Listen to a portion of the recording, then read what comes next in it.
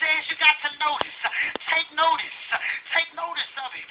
And then secondly, he says you've got to have some notability. Somebody say notability. Come on, say it again. Notability. Listen, let me be honest with you. Let me be honest with you. Morehouse College is a great institution. It's taught me a lot of things.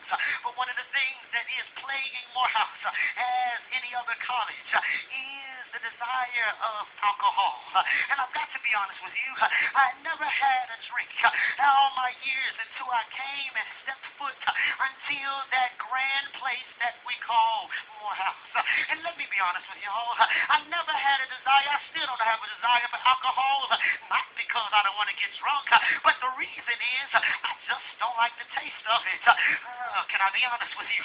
But let me be honest with you. Listen, even in my turning down alcohol, I am still intrigued by the slogans and how the alcohol company markets itself. Mama, I'm intrigued by it. I'm intrigued by it, Mama Hamner. I'm intrigued by it because one of the things that I'm really intrigued by that really impresses me the most is the Bud Light slogans. Yeah, boy. You know Bud Light, don't you?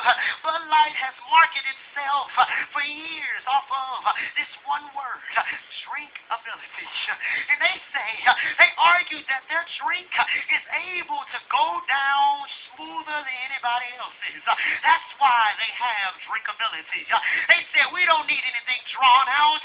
Our drink is the best. And all I'm trying to tell you today is that you don't need any drinkability.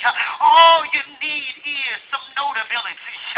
Jesus tells them in the text, he says, listen, greater works will you do. In verse 12, he says, greater works will you do, which means that you have to do something greater than even what Jesus did himself. Jesus says, if you're going to have anything from me, you've got to do something better. My mama taught me this way. If you keep on doing the same things, guess what? You're going to have the same results. Many of you all, you can look back over your life and you're praying the same prayers. You're singing the same songs, acting the same way, and you're wondering how come you haven't received all from God. It's all because you are not notable. Young people, can I tell you, you've got to dare to be different. You've got to start fasting now. You've got to start tithing now, so that when you get 40, 45, and 50, you can have an anointing greater than anybody else. Can I tell you, older generation, it's not too late for you to get it right either. You can do some greater things too. You can pray a greater way. You can sing a greater way. You can minister a greater way. Look at somebody and say greater, greater, greater. Oh boy, we got greater faith. Oh, shucks. You got to understand that if you want something better than what everybody else is getting, you got to do something greater. Oh, shucks. Let me take a moment. Let me take a moment and defend some of these mega preachers, some of the mega preachers, some of the people who have money.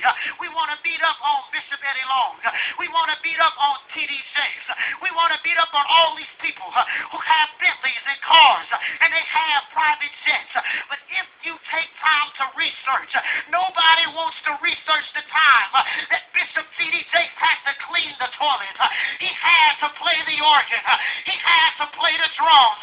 He had to wear the one suit every Sunday. And it's all because he did something greater. And now he's a multi-millionaire. It's all because he did something greater. Can I tell you, many of you all won't even clean the toilet now, let alone come to church on Sunday morning. And we're expected to be great. We're expected to get a blessing. And I can hear God saying, I have anything for you, but you've got to do greater. How about your neighbor and say, do greater, greater, greater, greater, greater, greater.